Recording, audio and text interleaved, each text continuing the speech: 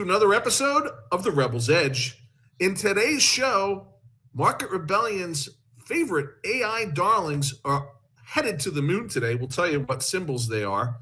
Bitcoin cracks that 100,000 ceiling. Where are we going from there for the world's favorite cryptocurrency?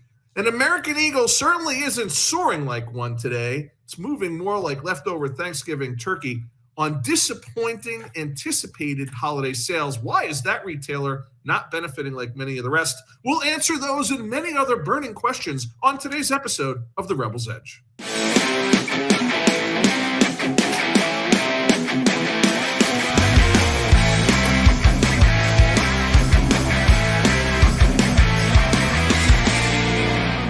All right. Here we are. The Rebel's Edge is ready on this December 5th. Where in the world is your brother, or my brother? I guess he's your brother too. From another mother. Yeah, another brother. But, all of a sudden I get the call. I'm like, you're not what? You're not here today. But it's always good to be with you, Mark. I think you and I were together on, Tuesday maybe this week, I think. And then you and John were yesterday and had a great interview. I got a chance to watch it. It was fantastic.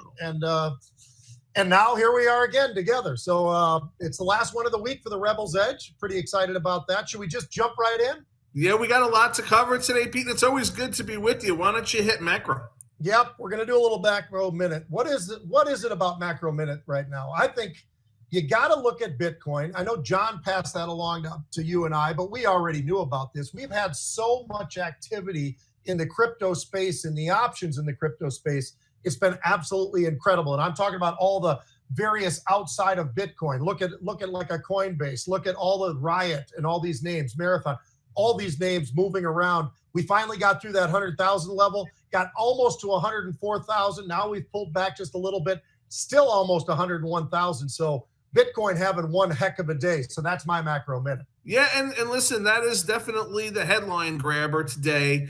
A lot of this on the back of the news of Trump's pick for Secretary of the SEC. For God's sakes, Pete, the guy serves on the Alternative Asset Alliance, the Digital Asset Alliance. He's a little more than crypto friendly. He's a crypto believer. This has got to be good things for the crypto and blockchain industry, especially for folks like like Coinbase and others that are already sitting on firm regulatory footing. Kudos to our friend Michael Saylor, who backed up the truck. I don't remember, what did he buy, Pete? Another $4 billion worth of Bitcoin when we were at 10X GrowthCon a couple of weeks ago in Florida.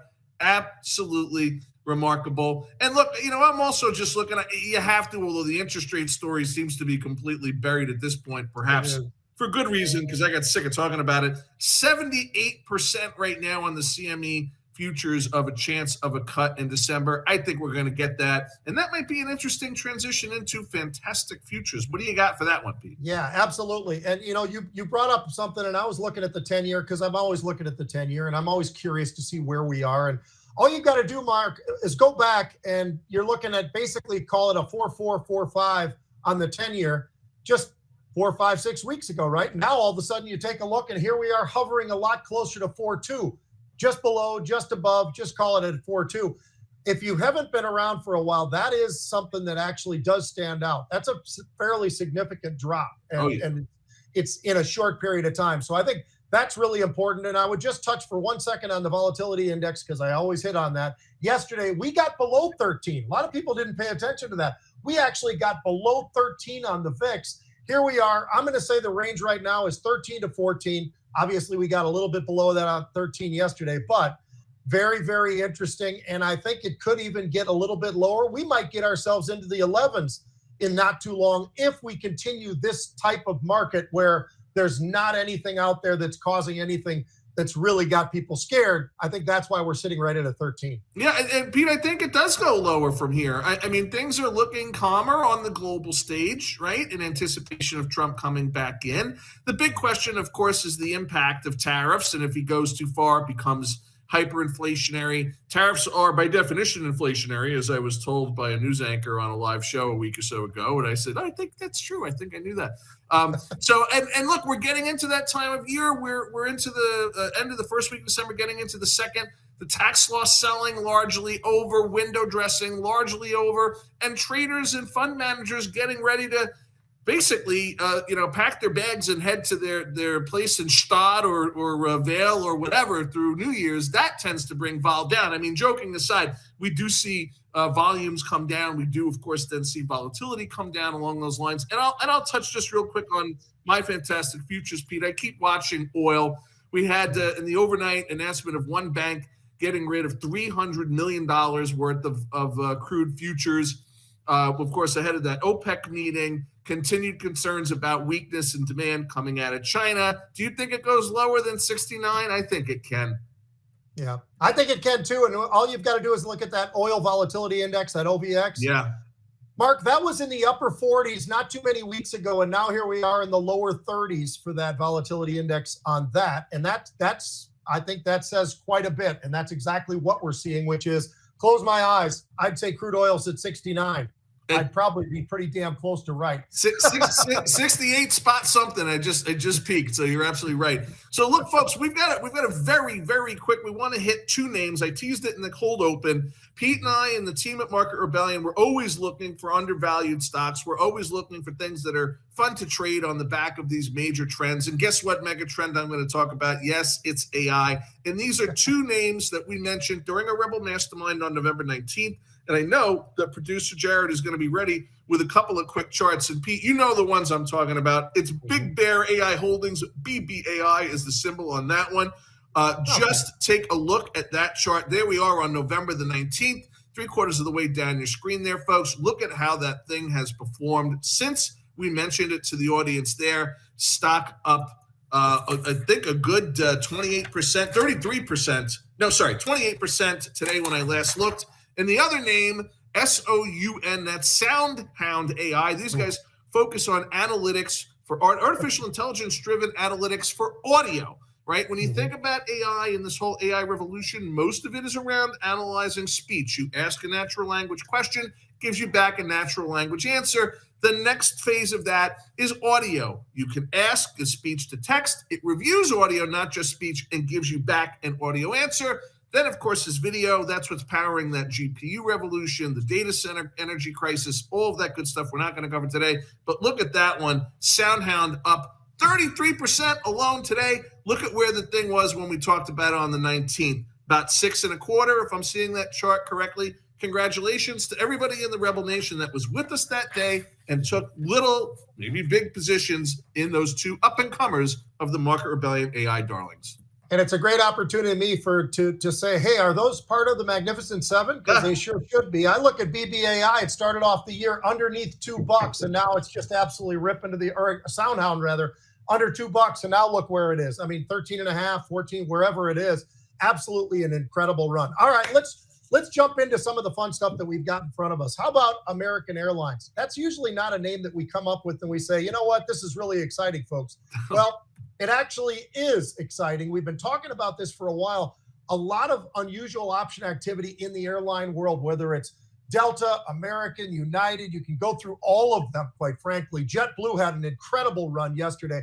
Well, today, it's American Airlines. It's actually hitting 52-week highs. It got up and over that 17 level. It's up about 14% or more. They raised their earnings forecast. That was something that people very much embraced. They also talked about how resilient everybody is and the ability that they can raise the prices, they can enhance those prices, and that people are just saying, all right, I'll do that. The co-branding with Citigroup and all of the rest of it, they put that out there for another 10 years, another decade. So there's a lot of good things going on, not just with American today, but every one of these airlines. And we see a lot of unbelievable paper in Jets itself, which is an ETF for the major airlines as well. Mark, I'll let you go on that AAL, some of that unusual, though, because that certainly did stand out for us as well. Gives you an opportunity to say, maybe this thing's got a chance to jump, which is exactly what it's doing. Yeah, and I mean, look, this is really a great management story, Pete, as much as anything else, because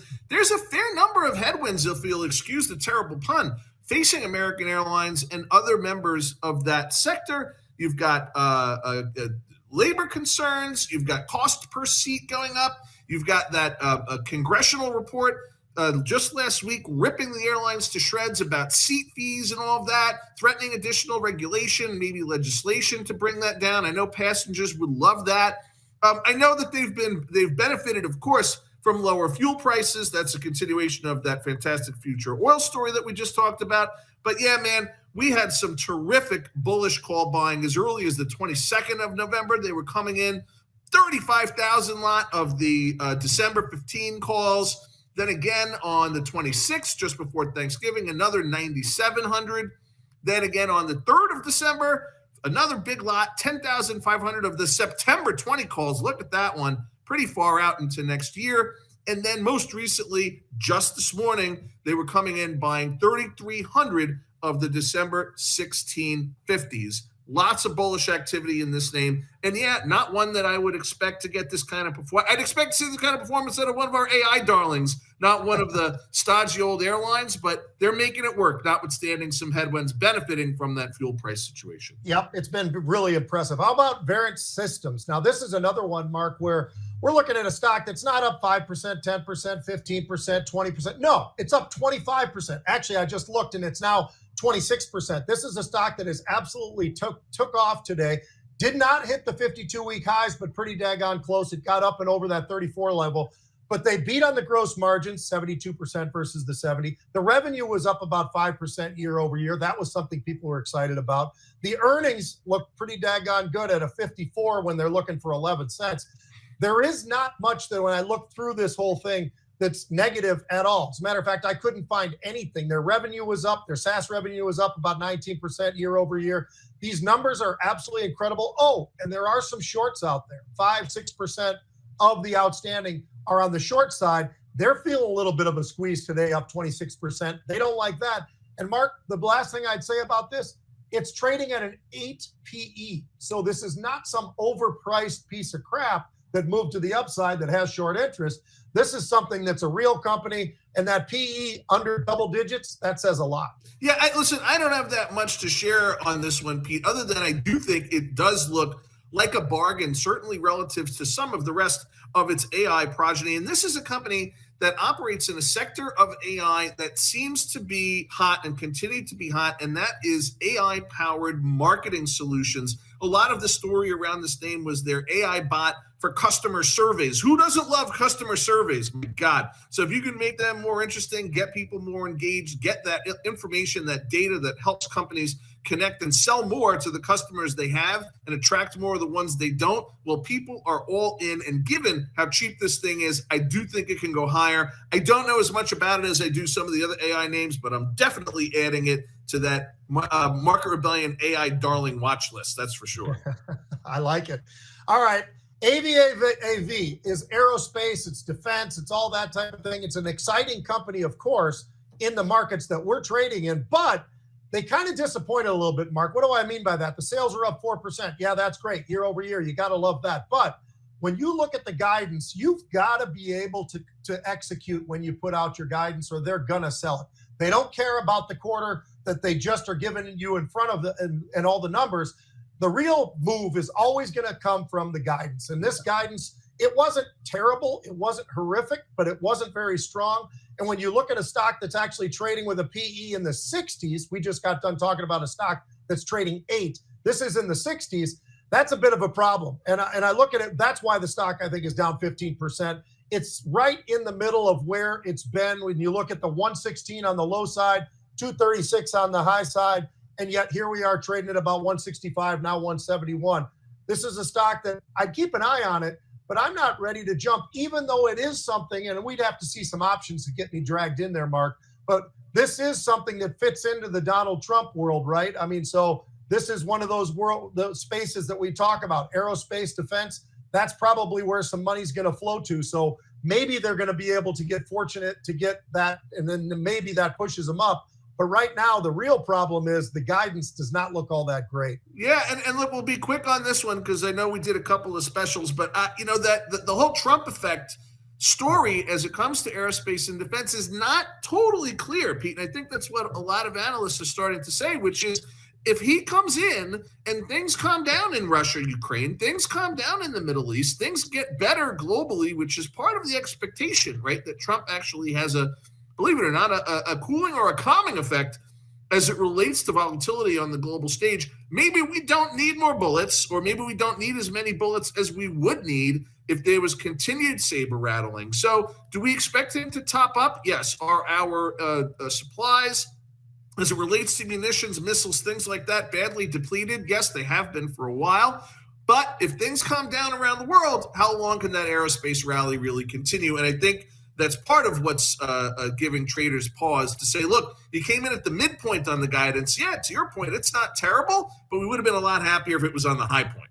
Yeah, and that's what we're always looking for sure. All right, last one, American Outfitters. Now this is one of these retailers that you almost wonder, unless you go to some really old mall, you probably don't even know what this company is. They're a clothing company of some sort, but are they really that relevant? I mean, they've got some problems, Mark. They were down 13% last I looked. And why is that? Well, they missed on their Q3 revenue. That's not so good. The expectations were there, and they just couldn't do it. The sales were flat year over year. You need to have growth. You cannot just kind of get through there on flat numbers there. But the total sales, you're looking at that, it's going to be declining by about 4%. That was some of the projections. That's part of what their guidance was. That's why the stock's getting hit. This is not one of those names that I think you just say, you know what, it's gotten hit a little bit too far. I think I'm going to grab it. I think you really have to look at this one for a long time. Last I looked, it was a heck of a lot closer to the 52-week low, which is under 17. It's trading a little bit under 18 right now. I just look at this name and think, well, do I even want to take any time here, or do I look at some of the other names that have growth right now, despite the fact that maybe the economy's got some issues? But this is not one of those names, so I'm staying away. Yeah, and you should, right? This is not an American Eagle. This is an American Turkey. And you're right. This was the Urban Outfitters of 20 years ago, right? It was the cool store where they had like a kind of an Aeropostale kind of a theme to it, some housewares, what have you. And you look at how Urban Outfitters that reported last week just absolutely crushed it, blew the doors off, holiday expectations, sales, absolutely fantastic. Why that and not this one? Well, this is a brand that has failed to keep up relevance in the psyche of the American consumer, particularly the younger American consumer, that probably kids my daughter's age wouldn't be caught dead in that store, yet they line up outside Urban Outfitters. So yeah, I wouldn't chase this turkey, Pete. This is leftover. This is Thanksgiving leftovers, as I joked in the cold open. And once you get about a week past those leftovers, they tell you, hey, a turkey, you probably best not to eat that. So You and I aren't going to eat anything here. No, sir. All right, we're going to jump to a little bit of sports. We always have a fun time, you and I especially, because I know where your areas of sports that you might like and maybe not so much. So I'm going to find out myself today on one of these items on you, which is college football. So The two big things are this, the signings. Now, nobody knows much about that. There really isn't a lot of information to know about that, other than the fact that it's almost sort of the same old. Who had the best signing days yesterday for these athletes that are going to be playing in 2025? And they're unbelievable, Mark. And you're just looking at them going, whoa. Well, you've got Oregon, you've got Ohio State, you got Bama, you've got Texas. The usual suspects are kind of at the top. There's a few mixed in there, though. The University of Minnesota, my alma mater, actually did pretty well. They're in the top 40, but not top 4. But they did really well, and they've done something that they didn't used to be able to do. They're keeping the Minnesota athletes in the state of Minnesota, which makes it kind of fun for me. And I think some of those players, matter of fact, we have a freshman All-American who actually is up for the best safety in football this year. So there are some good athletes here, believe it or not. We've got 4 of the last 4 football players of the year are actually on campus with us at the University of Minnesota. So we're pretty excited about that. If the 2025 guy who signed actually comes, things can change between here and then. I'll tell you what, the portal is wide open, Mark. That's what makes it kind of fun. You've got all this free agency. Is there a college that you say, you know what, I really do care about this? This one I'm passionate about. Is there any college sports, football particularly, where you say, you know what, I'm a Penn State guy, or I'm a Maryland guy, or whatever? Is there anything like that for you? I mean, Clemson's fun to watch. Bama's fun to watch. I have a question for you, though, Pete. What was it like before the portal on signing day? Was covering this, reporting it, talking about it, you were getting the information differently, I would imagine? Yeah. Yeah. It's totally different. This is the NFL now. It truly is. As a matter of fact, Mark, as we've talked about, there are more and more and more. Now, they started back, believe it or not, 2017, but there's a general manager role in college football or college sports. Each school is different how they want to do it. College football, the reason most of them just stick with that is that's the money generator, right? Yeah. So you've got a general manager who has to go around the country and figure out how much money on the NIL can I spend on this one guy. And I'll give you a great example. There's 3 quarterbacks that are in the portal right now that jumped in there just yesterday. Miller Moss from USC. All year, everybody loved him until they didn't. And now he's jumping in the portal because he got benched late in the year. Jackson Arnold down at Oklahoma, same thing. Justin Martin at UCLA. These guys are 4- and 5-star quarterbacks that were there for 1 year only, and now they're actually in search of a new home. So It's free agency. That's all it really is. The portal means, you know what? If the University of Minnesota has the money and they want to try to grab any of those 3 quarterbacks, because ours is graduating, he's been his 6th year, he's already done. So it's one of those things that maybe they pick him up. Who knows? It could get pretty interesting, but it is a jailbreak to get on that portal right now. It's absolutely amazing. I mean, the other day, Mark, there was over 50 just in a single day. And I think after yesterday, I think that number is growing at a pretty rapid rate, and it will continue over the next couple of weeks. Unreal. Fun to watch. Yeah, fun to watch. All right. So you've got I'm giving you some choices on, speaking of fun to watch. What do you think about this? You've got the Big Ten, you've got the Big 12, you've got the SEC, you got the Mountain West, you got the ACC. Those are your big power conferences, right? And they have their championship games coming. Is there any that you look forward to or you think is probably the best one? Most people are going to say Georgia, Texas. Yeah. I'm going to say Penn State and Oregon, because Penn State, I don't think they're as good as they think they are. They have only 1 loss, so you got to give them that. And it's interesting. I stood on the sidelines, had a little bit of back and forth with those guys at Penn State. Boy, they're cocky. But anyway, I will say, and they beat us by 1 point, and they were still cocky. So anyway, but that one I think is interesting because Oregon is the only school that is undefeated sitting up there at the top, right? First year in the Big Ten, coming from the Pac-12. It makes it a pretty fun game, I think, because it's their first year and they absolutely dominated. They had some close games, but they won them. So what stands out for you? Anything where you say that's the one?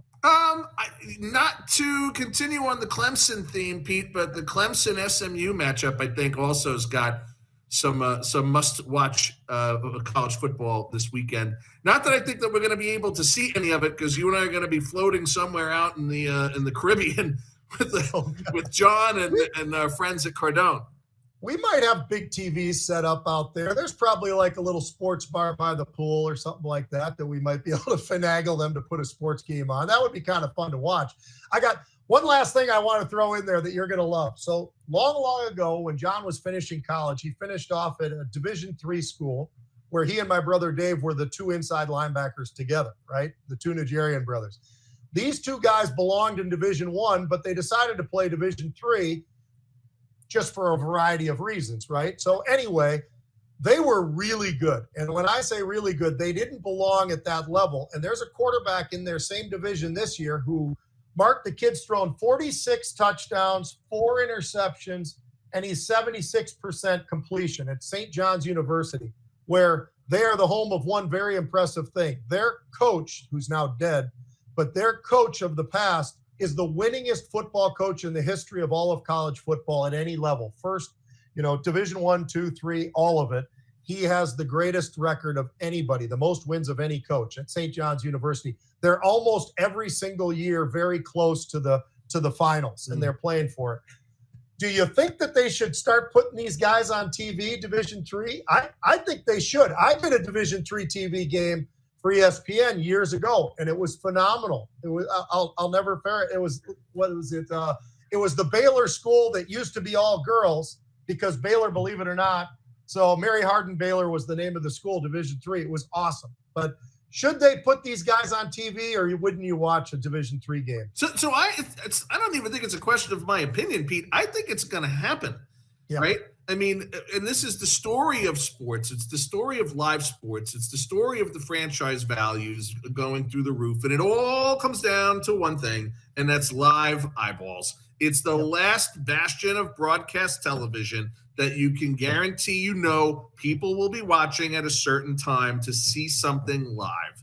Even live news, people I can catch it in an hour. I get it on Twitter, blah, blah, blah, blah, blah. And so because of that, my expectation is that the appetite for more of that content is only going to continue to grow. And it's not going to come initially from arena soccer, right? It's going to come from the secondary and tertiary leagues and things that are already out there and in the sports world that people are familiar with, but are just not getting any broadcast love. So I would be very surprised to see if we didn't see that kind of coverage and see those games on TV. And I think it would be a great thing.